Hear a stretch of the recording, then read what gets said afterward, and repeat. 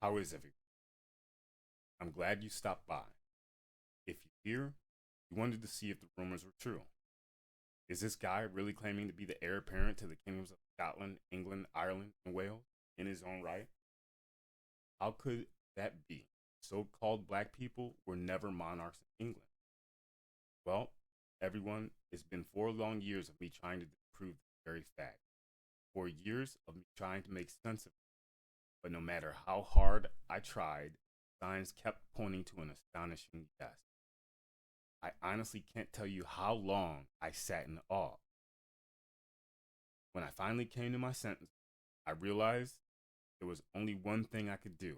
That was reclaim my family's lost estate. That was 4 long years ago, and I've been on campaign ever since. Imagine that.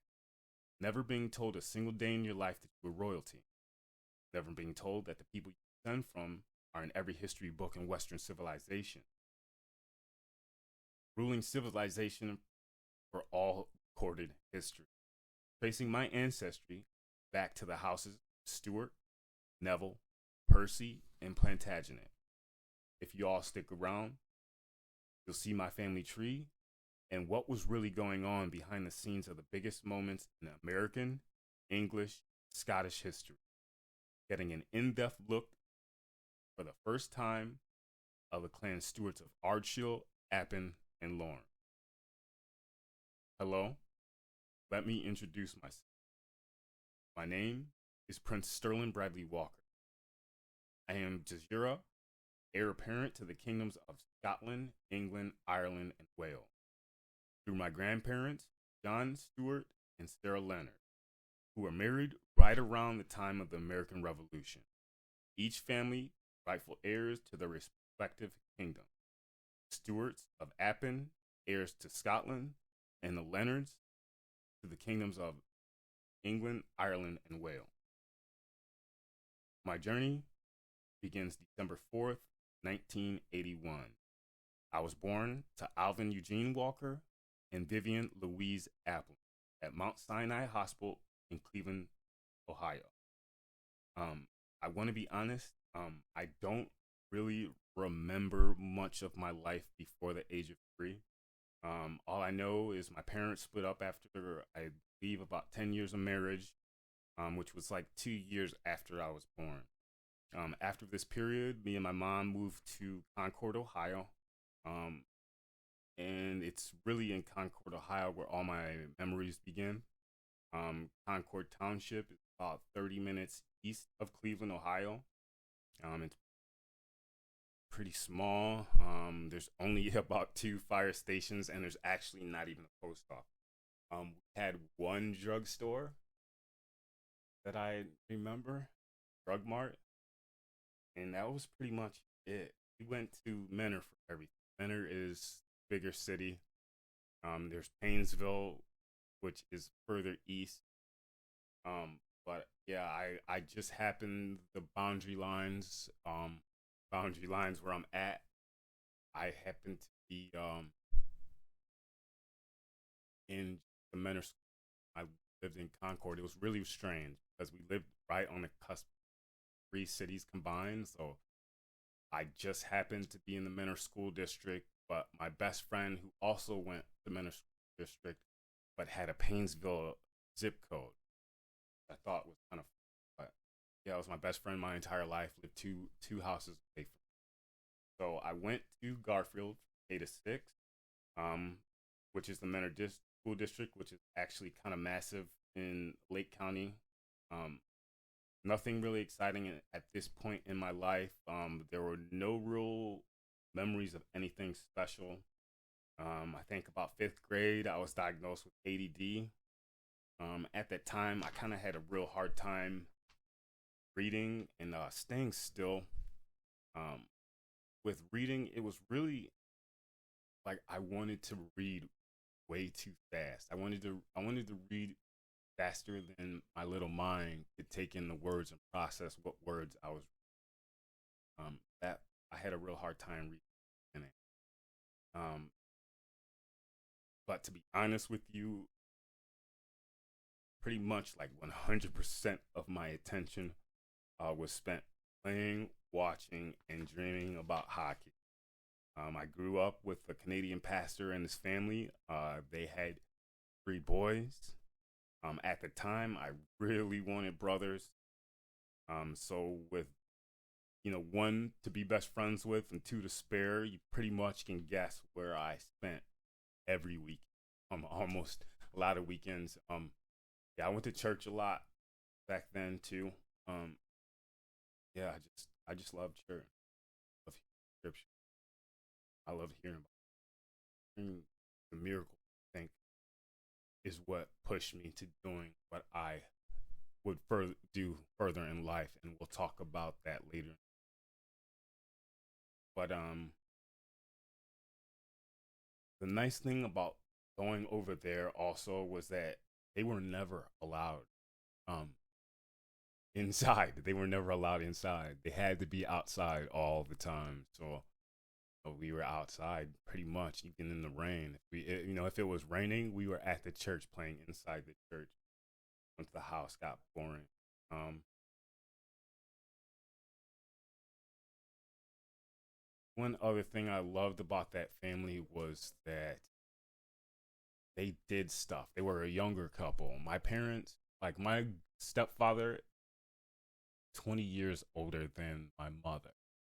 So, we didn't do very much, but they did a lot of stuff. So I went and hung out with them. With them being Canadian, hockey obviously was in their veins.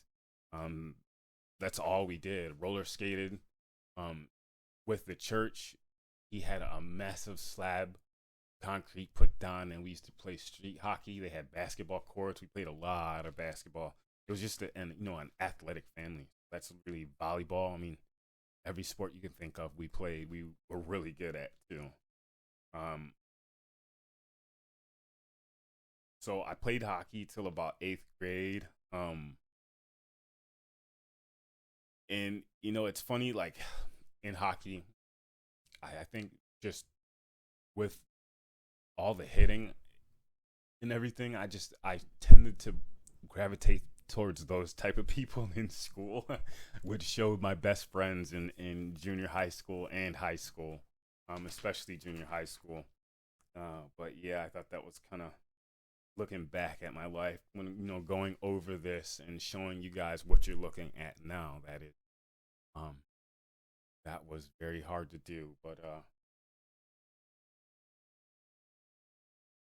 it was about eighth grade when I stopped playing hockey. Probably because of girls. I was actually really popular in school. One of the most popular.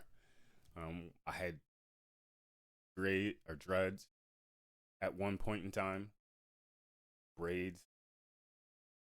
After I finished junior high school, obviously we went to high school, but we went to Menor High School. Okay, so Menor High School is in a league of its own. Um, there's three junior high schools that deposit into Menor. So I went. There was close to 3,000 students at Menor. Um, so I knew when I knew when I got there, I was definitely going to see a fight for the first time. I mean, I was kind of looking forward to that. And the biggest thing, like always, was being shoved in lockers, and those lockers were huge, so that was a big worry. Um, you know, High school was awesome. It was just like junior high school, but amplified. You know, your click increased by three. Um, and it was just I don't know, it was just such a different atmosphere. I loved high school too. I loved high school for those first couple weeks in 10th grade. I'll put it to you that way. After that, my life took a turn, but it all happened that fateful weekend. That weekend will be forever etched into my memory. It was Memorial Day weekend, 1996. Like most families, my mother's side, we have a family reunion Memorial Day weekend. Nothing new. We always have them. But this year, something was different. See, the Applin family, we chartered a bus. This is something very new for our family, and up to that point, we never really went anywhere but Columbus, Ohio. That's where the family placed its. So, what was even more amazing about this specific family reunion, was it was going to be in Queens, New York, and I was absolutely so. And that was at the time I was really big into Wu Tang, so yeah, going to Queens was nice. It was just something different. I mean, I was so excited that I ended up actually going to Best Buy and buying the worst CDs I've ever bought. I think that trip was the only time I ever bought CD. Um, it's because it was just a gamble back then. You didn't get samples. You didn't get to be able to listen a little bit of a song before you bought it. So it was just Russian roulette. I mean, it was you bought what you already heard, or you took the chance and bought something new, and it was hit or miss, and there was no getting your money back. So that was like $15 down the drain. All right, so we get the bus, we get there. Everybody's getting acquainted. My mother introduces me to a family of cousins that I had never met before, which was cool. They were brothers. I think it was just a family of four, but they were brothers, one older than me, one younger than me. So chopped it up, got along that whole time. It was actually pretty cool. Um, until that night, it was the first night at the hotel. Me and my cousins were hanging out at the pool, just being young guys, hanging out. And I decided to call it a night.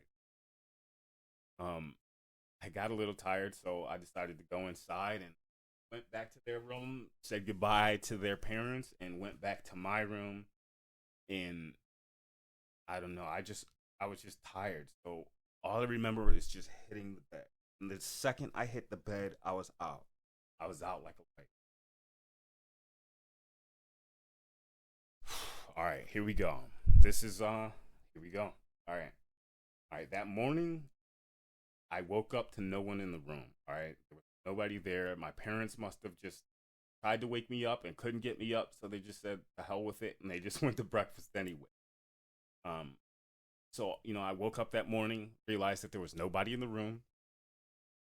So I just hopped in the shower, got dressed, then made my way downstairs to get breakfast. Obviously, absolutely starving.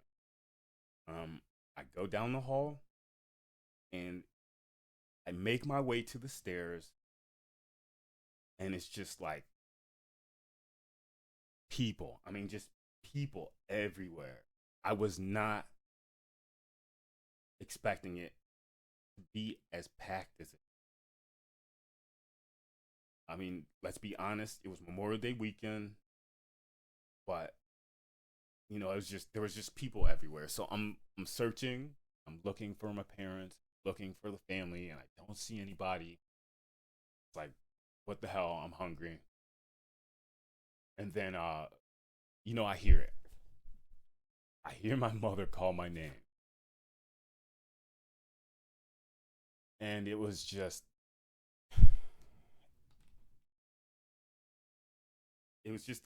mean, it was like almost instantaneous, but I don't think people really honed in on me until I started moving towards her voice. And then when I moved towards her voice, that's when damn near everyone that heard her say my name just looked dead at me. And it was just so instantaneous.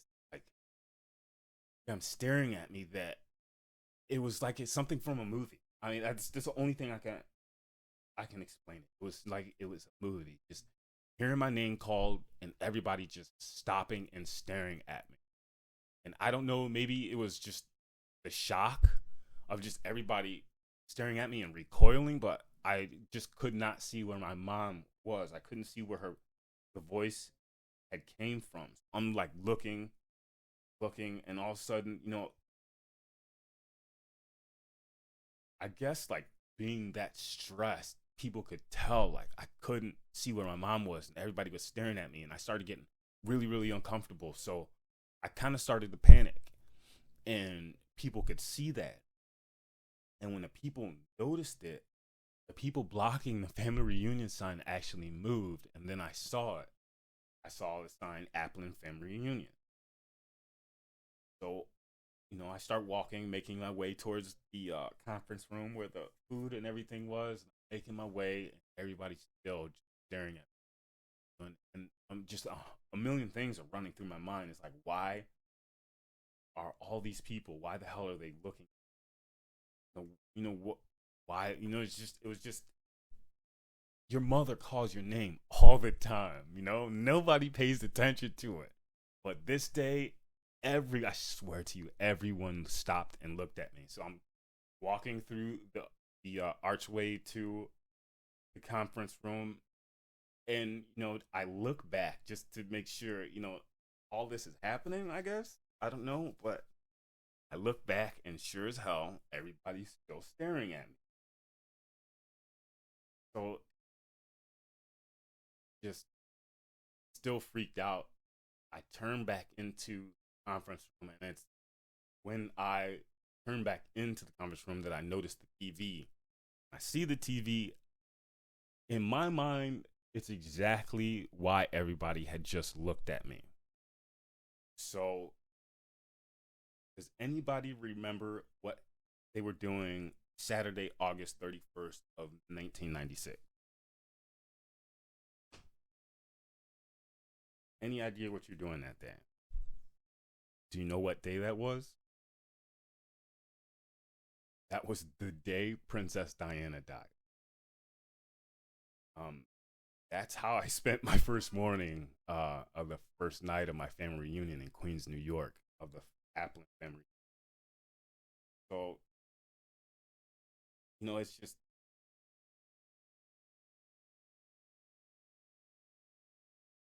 the rest of that day we did family reunion stuff. I happened to sneak a few illegal pictures of the inside of the Apollo. They were actually kind of disappointed that I had taken those, and they told me, no, you can't take those. Well, yeah, I don't even know what happened to them. To be honest with you, I wish I could have them, but I don't really remember much that weekend because you know what happened that morning would be something that I'll never forget. I mean, I said it before, but just it fueled me. So my family rented out a pavilion for the cookout and to get together for everything. Um, at this point of the weekend, I believe it's like that was that Saturday, and you know, I think in that hotel lobby, my mom figured out it wasn't just the hotel lobby; it's pretty much the entire trip. But after that, my mom started calling my name an obscene amount of times in public. And every time people would look, I mean, it got to the point where I think I may have come down with PTSD. So much so, I'm not joking, check this out. So much so that was the very last family reunion I ever went to. I am 41 years old now. I still have not yet gone to a family reunion since 1996. Okay? So, you know, having my mom call my name out in public, like obscene amount of times, it had taken its toll. I just didn't know what the hell was going on. People were just stopping and just staring, because everybody was wearing their Applin family reunion sign. So, I just couldn't figure out what it was about the family and why, what it was. I mean, it's happening on the day that Princess Diana died. So it's just Twilight Zone. So, it had taken its toll, and I honestly had tapped out. And while we were at the pavilion, it was on a deck.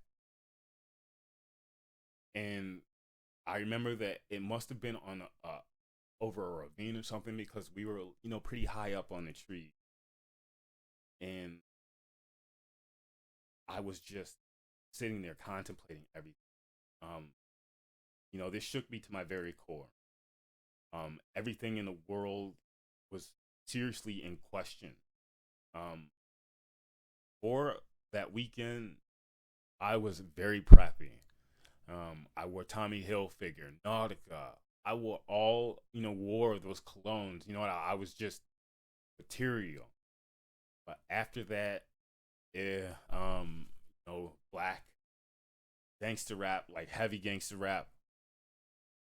I was always argumentative with my parents. I mean, not my parents, excuse me. Definitely not my parents, my teacher.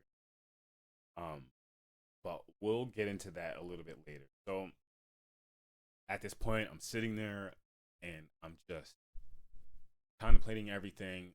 And I look up, and that's when I start noticing that my family's starting to look at me the same way these strangers are looking at me. And it's just, there's nowhere to hide. I have to sit and take it. I want to go home. And, as all this is happening, I hear it again.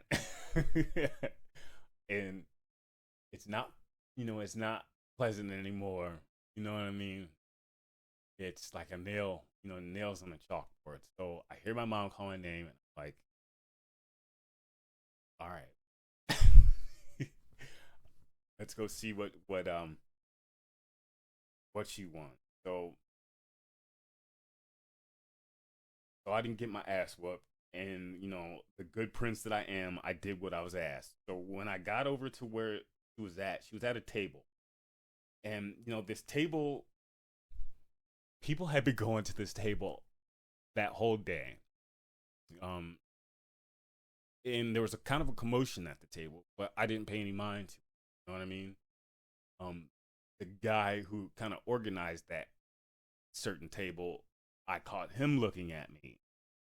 And it's just,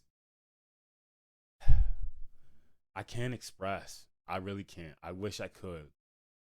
But, I go over to the table and see my mom looking at this book. Family Bible size book. Big, big book. And I look at it, and I'm like, oh, wow. Freaking awesome. A book with a whole bunch of names in it. Then my mom turns to me and goes, this is our family tree. There was like 3 of them. She told me there was like 8 in all. This thing was huge, and it was just nothing but names. And yeah, I could have went, the day was good up to that point, but after seeing that, yeah, it was yeah. So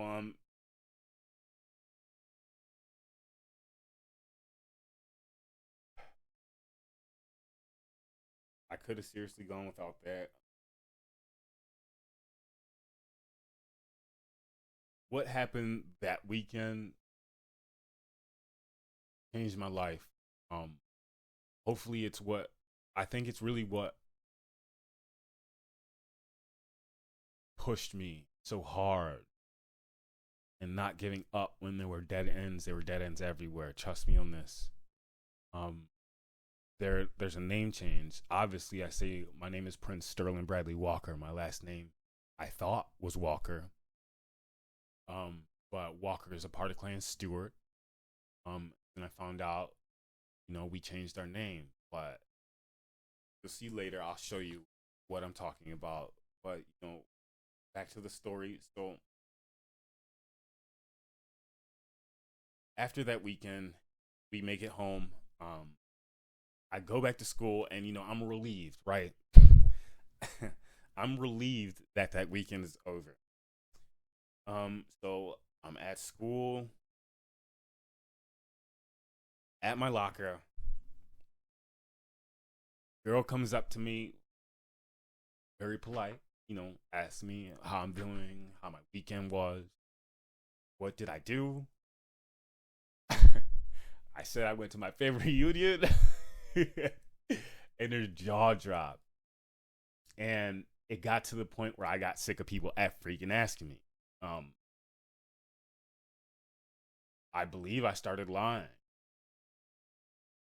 It's just it just followed me to school. Um, so school goes on. At that point, I gotta know. You know what I mean? I go to the only authority that I know should know something like this. Okay, so I go to my teacher. Um, you know, it's hard to. I mean, I hate to say it, but I was hard on my teachers, because they couldn't give me the answers that I wanted, and I'd always ask, "How am I going to use this? How is this applicable to my everyday life?" And some could give me answers, but some couldn't. And it got to the point where I got fed up. I shut down to school. I literally shut down to school. And I mean this because I almost did not graduate. I almost failed high school. My mother grounded me for the last 6 months of my senior year to make sure I graduate, and graduate I did. I pulled myself out of that hole. Um, but I graduated. It was bad. I graduated like 860 out of 900 plus, somewhere along those lines. And the funny thing, and what is actually kind of aggravating, is my best friend used to skip school all the time, and he graduated higher than me. I mean, he even graduated. I went to school. I didn't miss anything. I can count on one hand the number of days I missed all 3 years of high school, and this dude beat me. I just don't get. I think he. But anyway, so at Menor is so big. My graduating class, like I said, there was between 800 and 900 students. So with that many students, our auditorium is just not even remotely big enough, and we have a very big fine arts center. So Menor High School actually has their graduations at Cleveland State University, downtown Cleveland. So, that night before commencement, for whatever reason I don't know, I thought I thought commencement was going to be at night. So, here I am sleeping. I wake up. I think my mom woke me up, and she talked about commencement, and I said it wasn't till that night, and I went and looked at the tickets, and I was like, "Oh shit. It's this morning." So, I got ready. I drove in my car, and I drove to the high school. High school, um, the high school, you're supposed to take the buses. There were buses at the school. Everybody was supposed to drive to the school and get on the buses, and then they were supposed to go to Cleveland State. But not me. Of course not. I was late, and as I got to the high school, the buses were leaving. So I was like, "Oh shit!" So I drove all the way to Cleveland to make commencement, and sure as hell, I made commencement also. I, I almost didn't make graduation, and I almost didn't make commencement. I think that's kind of funny. So that chapter finally ends. High school's over. I'm an adult, so I thought. You know, that's what everybody. You're finally no more freaking school. You got school for 13 years. Done. You can hang out, stay up as late as you want. So, and that's exactly what I did. That's exactly what I did. Um, just hanging out, partying, staying up all hours. Um, and I think my mom must have picked up on something. I don't know what. All right, one night I had this chick over my house, and I decided to partake in some extracurriculars. Um, she came home. I mean, she didn't even she opened the door and slammed the door shut and left. Apparently, she smelled what the extracurriculars were. Um, Long story short, uh, he ended up calling my older half brother. We had a talk. Told me he could make me a man. He's military, life military, and I moved. I moved in like the beginning of 2001. I moved Woodbridge, Virginia. Um, at first, Virginia was boring. Um, Sitting in a new place, sitting at home. I got good at drawing. Um, Sitting there. After a few months, I actually got a job. My first job in Virginia was at a car dealership, a big car dealership, actually, called Hendricks Honda, Woodbridge, Virginia. I was a porter, so I washed and detailed cars. If we got lucky, and you know, you pushed and elbowed somebody out of the way, you could get an undercoat job, and that was a little extra money. Um, that time of my life was awesome. Virginia was just amazing. I truly experienced melting pot when I lived in Virginia. Um, Food, just the friends. Like I said, the guys were awesome. That was Mike, PB, Jim, Marlon, Dave, Bobby, Aaron, and Pig. Man, I hope you're all right. And it was there.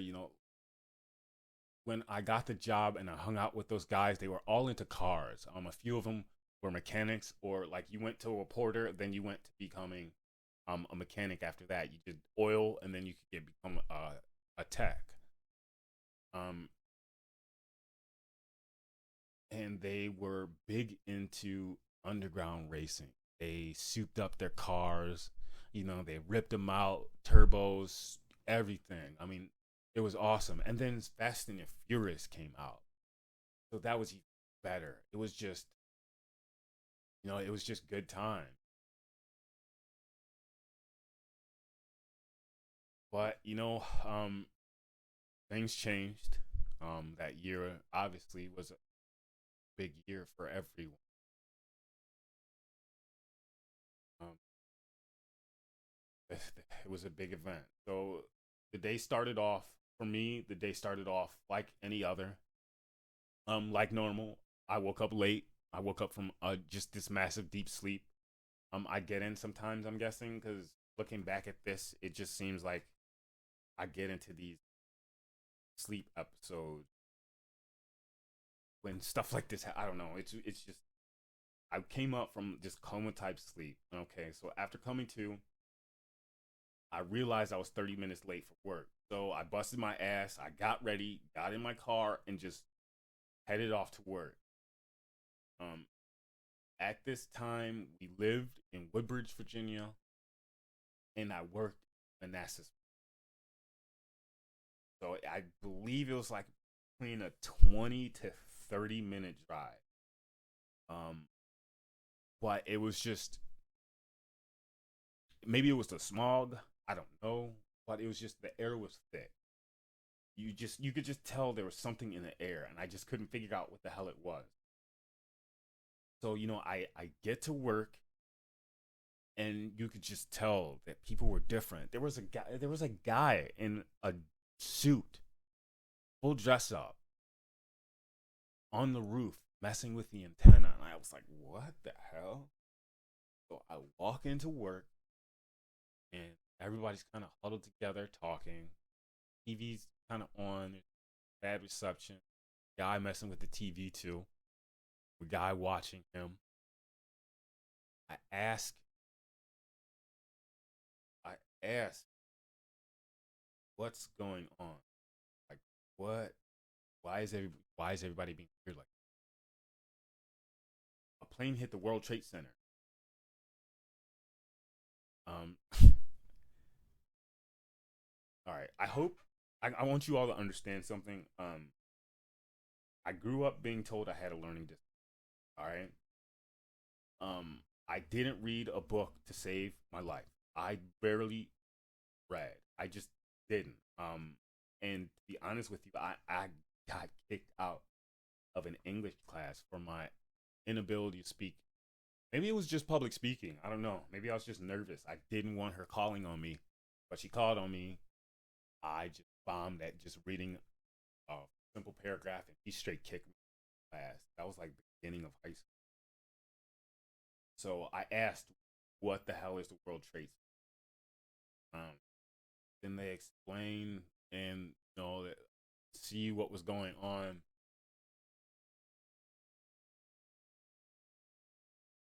And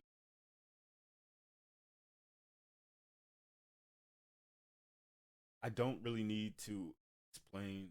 I don't want to go into more detail about that, but what I will say is it happened again. People started acting strange, stopping, staring at me when they heard my name. There was one day in particular, me and my friends were hanging out like we always did, being stupid, and m- my buddy Mike says my name, and this guy in front of us just stopped.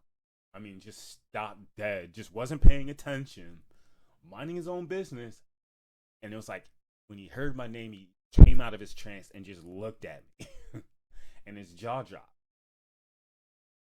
And at that point, it was just it was undeniable. You couldn't put it under the rug anymore. So, he asked me. He finally said something like, "Why did that guy just stop dead in his tracks and look straight at you?" And I said, "I don't know." The same thing happened the day Princess Diana. And obviously, his immediate question was why? Why did people do that to you the day Princess Diana died? I told him the day of my family reunion. That's when everybody lost. It was just um yeah. It just was to the point where I wished that I hadn't said anything at all. That again, that went on for a while. Um, I don't read at this point. I hate books. They are just kryptonite. I stay away. I do not read. I hate books. I watch TV. I watch movies. Okay. So the rest of my stay in Virginia was pretty much uneventful. I did go to 4th of July in close to Washington. I didn't get to downtown, which I was upset about. But the traffic in Virginia is relentless. All right. So after that, I moved back to Concord. Then after a few years, I'd say around 2006, I decided I wanted to go to college. All right. So I enrolled in at Lakeland Community. We call it Harvard on the Hill in Lake County. Um, Went there, loved it. I actually ended up liking Lakeland better than I liked Cleveland State. But the atmosphere of Cleveland State can be joined Greek. So yeah, it was a good time. But I ended up going to Lakeland Community, took the exams, went for a semester, applied for Cleveland State, got accepted, went there, um, got financial aid, but no, I wasn't thinking when I went. I should have saved money, but I didn't.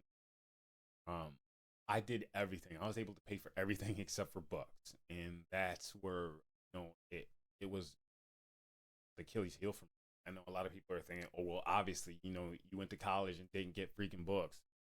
But it was just at that time, I needed to get out of my house. Um, I needed to change. I wanted a better life. So, obviously educating myself, like the obvious thing. Yeah, that would seem like. Um, but I'm a history person, right? When I went to high school, put it to you like this: when I rebelled in high school, I said F it. Since I had ADD, I didn't have to pass the proficiency test.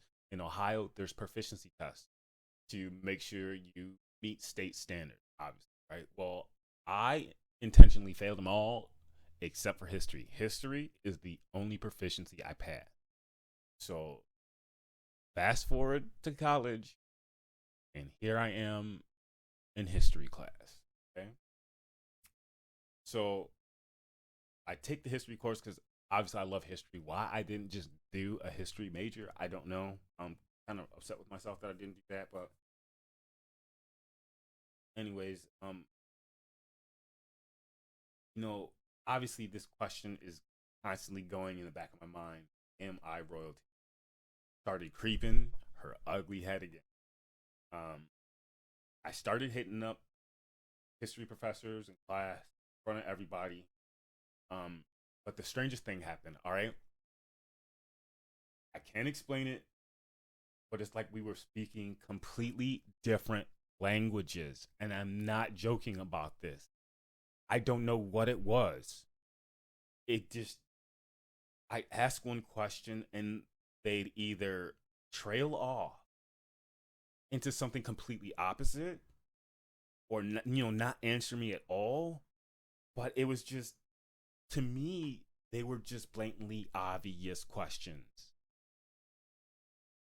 I mean, did the Roman, or excuse me, did the Greeks speak Latin? That's something a philosophy teacher should know.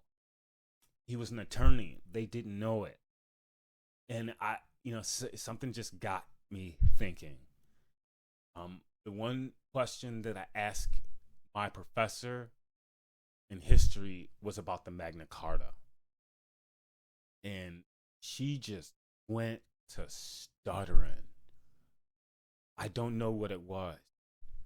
I couldn't figure it out. I used to complain to my fraternity brothers about it. Why aren't they answering my question? So, you know, having no books,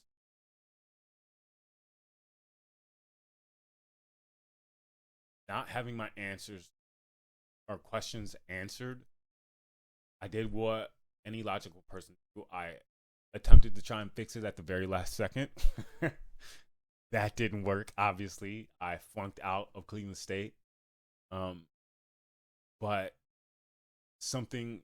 there was just something not there. So, I decided that, what the hell? I'll get a library card. And I'm really glad I did because come to find out, Cleveland Public Libraries ranked top 5 in the country. I was really surprised about that. So when I started going to the Cleveland Library regularly and taking out, all right, so check this out. When I first started, after I dropped out of college, let's be honest. I'm going to be 100% honest with you. I had a very, very poor reading proficiency. It was horrible. Um, I want to be honest, I didn't truly learn how to read until I was,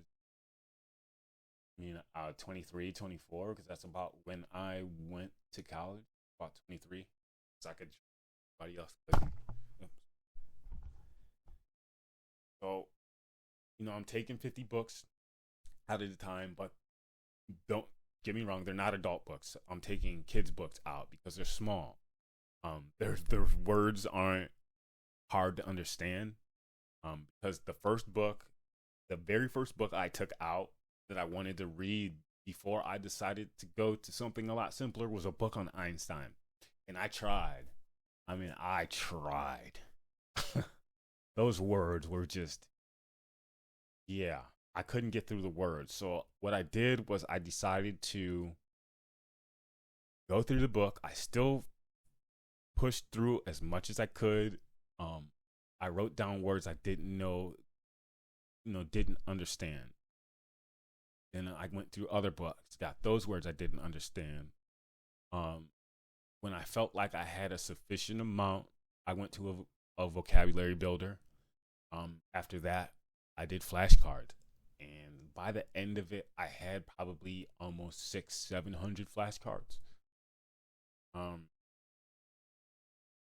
and I studied. I worked at the security desk at college, and I studied those flashcards, and I just went through them and went through them and went through them to the point where they were, I knew them better than anything. I could run through them. Even the bigger definitions, I'd get real quick. I got so good that I was able to spell words that I had never heard before. My memory had gotten impeccable. Oh my goodness. You could tell me a number and I remember it. You'd ask me an hour later and I still remember the number. So I loved it at the time. So after I had gotten through the books that made me feel confident to read, I guess you could say, I started powering through adult books. And at that point, man, there wasn't a word I didn't know. I started getting into some heavy stuff. It was at that time, like I said, Cleveland Public's like top 5 in the country. So, man, I'm able to take out pretty much everything, and you can do pretty much anything there. They have everything you can, arts and crafts. I mean, everything you can think of is at Cleveland Public Library. So, I'm starting to take out the big books, and then it's just like it's getting to be 2008. I had been 2 years of nothing but studying, nothing but taking out books. It got to a point where I was like, you know what? I want to know how rich people do it. Like, I'm working at a bar. I'm a bouncer at a bar downtown. I've been glassing. They called them glassers at the bar. It was called Blind Pig at the time. It was the hottest club in downtown Cleveland, bar none. Nothing compared. Yeah, that was an awesome time. I absolutely loved working there, throwing people out, choking people out. We had a bad reputation at that time. I didn't know my own strength. Um, yeah, and so I got into those books, and 2008 rolled around. Obviously, the bar wasn't doing too well, so I ended up getting laid off. Not because the bar wasn't doing too well, because I forgot to show up on the day. But I believe there's more to it, but we won't get into that. So, anyways, I start taking out these books on self-help, and that's when I come across the book. And does anybody remember The Secret? Do you remember watching The Secret? The Secret for me was just a game changer. I just absolutely loved The Secret. So much so that I actually watched it over and over and over and over again. The very second it was over, turn it to start it over and start watching it over again. And I did that. I wasn't at work. Selling, what was I selling? Satellite dish, I believe. Yeah. So a little bit of satellite dish. Just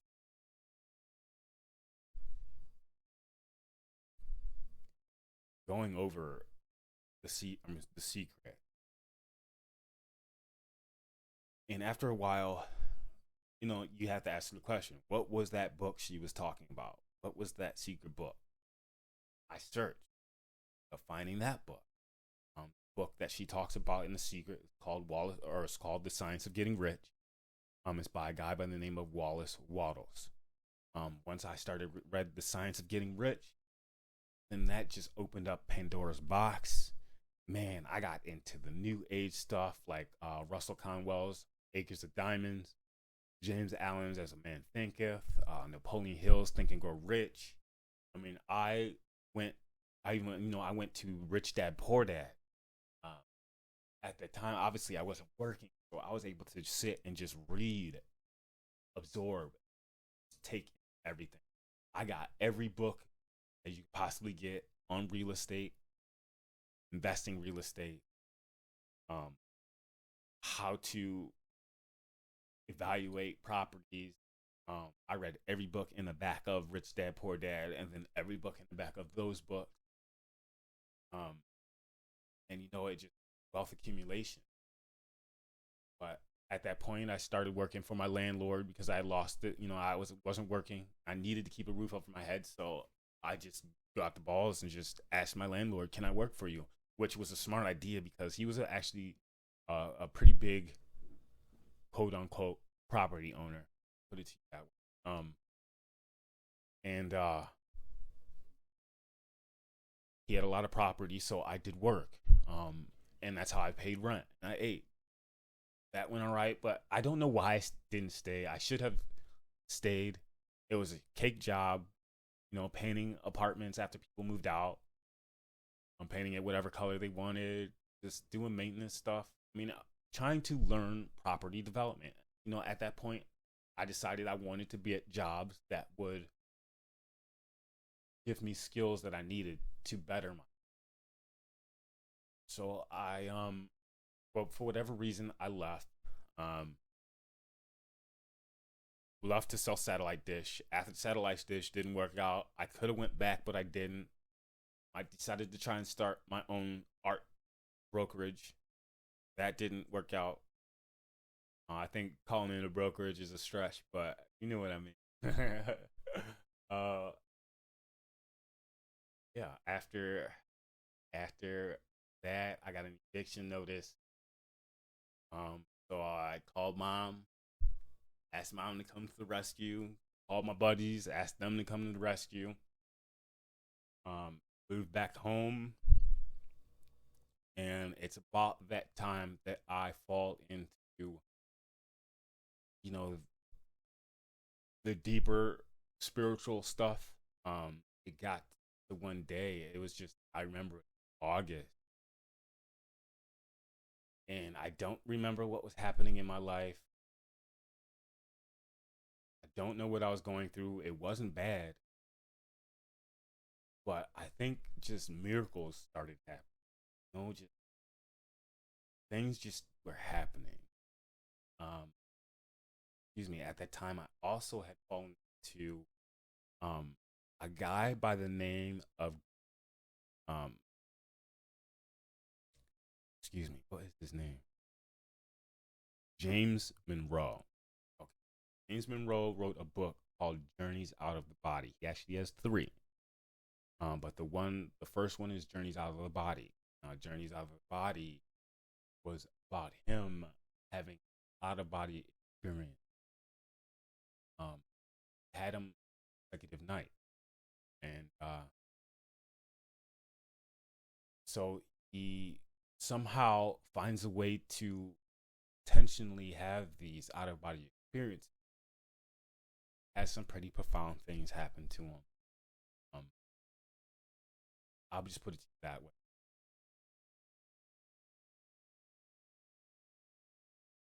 Then he decides to build an institute. He creates this, what they've patented or trademarked, called Hemisync. And what it is, a frequency that you play over stereo headphones, and frequency sync up both hemispheres of your brain, and it helps out of body experiences. And I got really big to that part of spirituality. going back to the time I spent in church and just being passionate about the miracles that Christ created, um, I always just wanted to know more. I mean, probably why a lot of musicians they do. Uh, they want to do be, but they want it to be real. So, um, I got real big to that. Uh, Meditated a lot. Started moving mountains. When I say mountain, I mean mountain. I can't explain the manifestation. I won't. But we'll just say I started having fun manifest. Um, but here's the thing that I noticed, and it set me off. One thing I've noticed about this place now is that the closer I got and the better at manifestation I got, the more this world slapped me in the face, stopped me. And it was the most amazing thing. I can't explain it. I don't know how it happened. But this place, it's just, yeah, it's not meant for manifestation, not meant for Heavenly Father. It's just the opposite. But so I'm studying these guys. I'm studying Deepak Chopra, Wayne Dyer, Greg Braden. I'm listening to their stuff. I'm working at a temp agency, which is awesome because I know the owner. So if I want work, I can go. At this point, I want work, I can go and work. But, not all jobs last forever. And then you can go sometime in between. So at this point, I must have been in between and I'm sitting there and nothing's working out. I'm at mom's house. And, it's just, I'm to the point where I'm fed up. Nobody's really calling me back. I was sales. And it's just, I gave up. So I sat there and myself, what am I passionate about? I got a pen and paper. I wrote things down I was passionate about. And one of them was horses. I had always wanted to be around horses, right? I had met one when I was a kid, and I wanted to be around them. So, I didn't have a job, didn't have a car, but there was one thing that was canner. What canner is a thoroughbred horse rescue, a retired thoroughbred horse rescue, and they needed people to clean stalls. So I decided to clean stalls, and I went there. I absorbed everything I could for free, and they taught me how to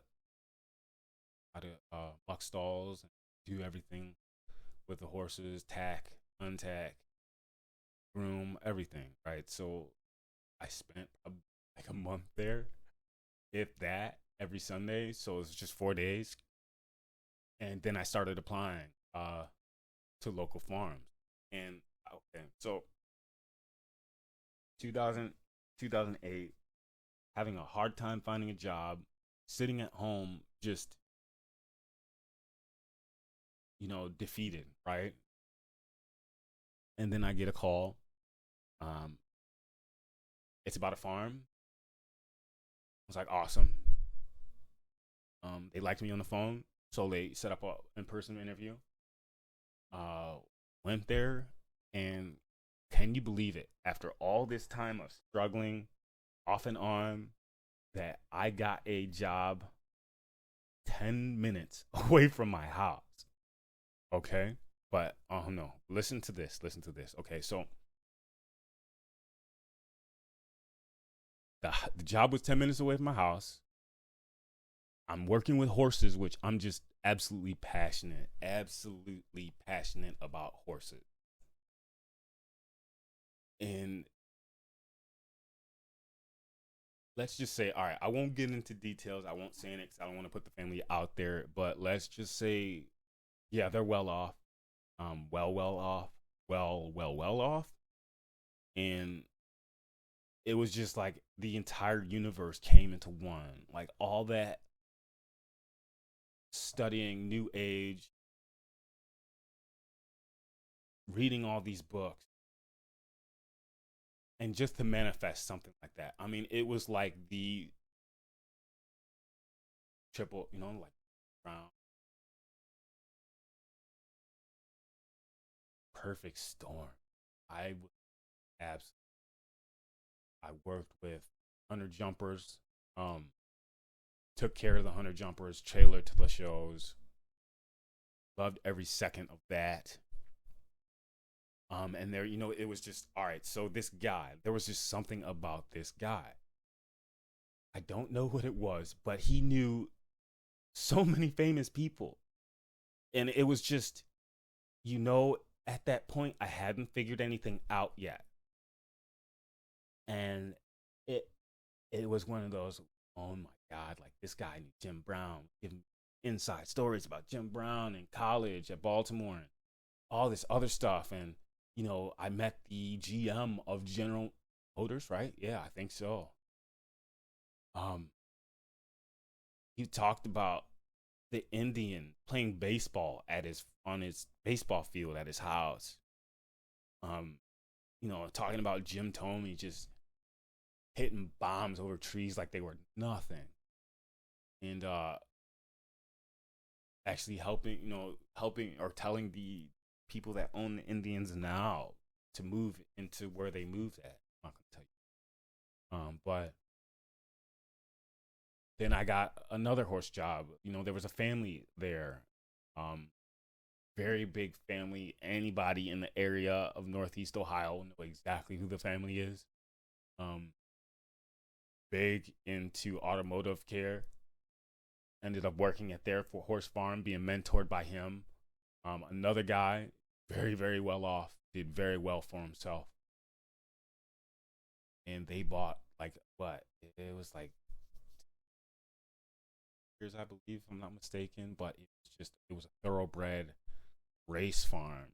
So I mean, immaculate amenities, barns out the yang, stalls out the yang. That was nice. But so I'm working with this guy. It ends up not working out there either. Um, yeah, it's just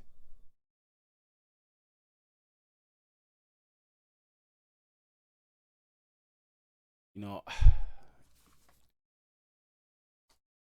things got kind of rough there for me for a while. Um, I'm sure like most of you just get fed up. Just you try and do well. I mean, you go there with the intention of befriending and being nice to everybody, and they still just mess with you. They still kick dirt in your face, pick you up just so they can pull you out, pull the rug out from under you. Yeah, some just shisty stuff. So 2016, my dad passes away. That was just a big, that just wrecked. So 2016 rolls around, hard time for me. I decide that I want to go work on horse, travel to work on horse farms. Really, I was being evicted. Like I was just struggling to the point. My dad died. Hard to work, get a job, keep a job, what the fuck ever. Excuse me. But so, excuse me. So dad dies, and I don't know what to do with myself. Got my dog to take care of. I got my cat to take care of. These are my children. My Doberman, my purebred Doberman, my tabby cat. Um, so it's just like at that time I didn't know what to do. I was at an end. I was just getting evicted. There was nothing I could do about getting work in time, right? So, I did the only logical thing I could do, and that was look for horse jobs. Because with horse jobs, you can go live on a farm.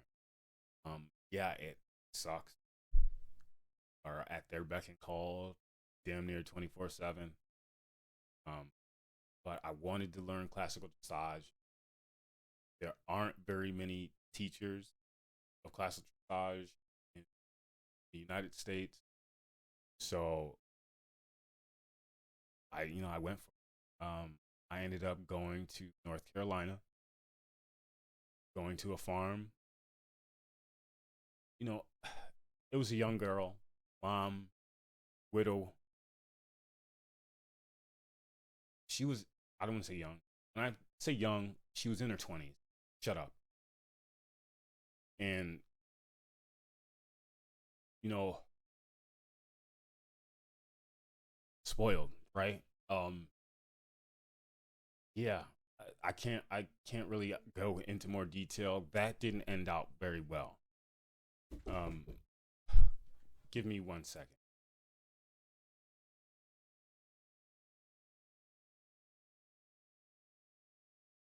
All right, sorry about that. So at this point,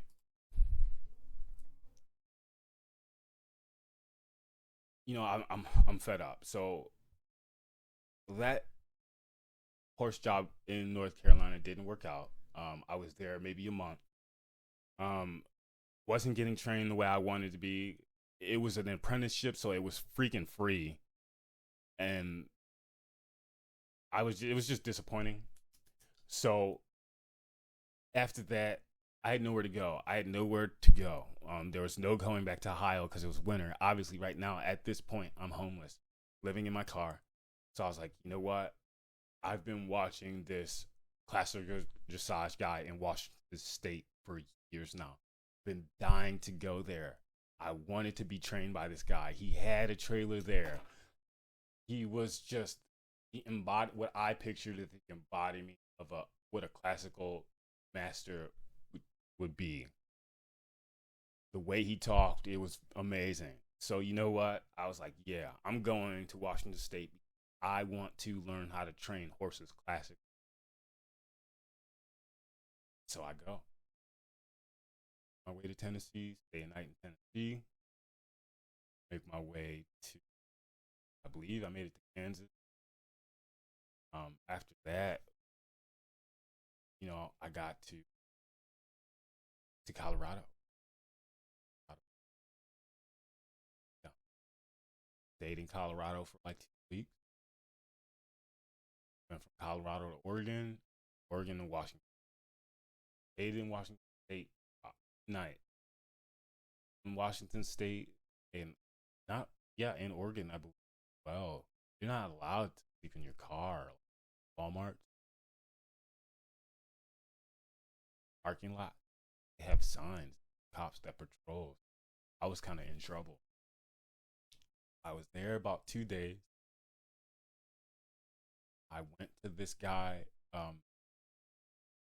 went to this trainer's house. His wife was awesome. She was elated. They already had two trainers there.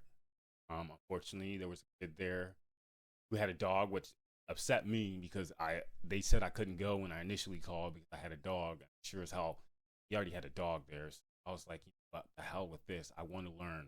I'll sleep in my car. Shit, I'll sleep in the barn. Uh, so I stayed for about 2 days.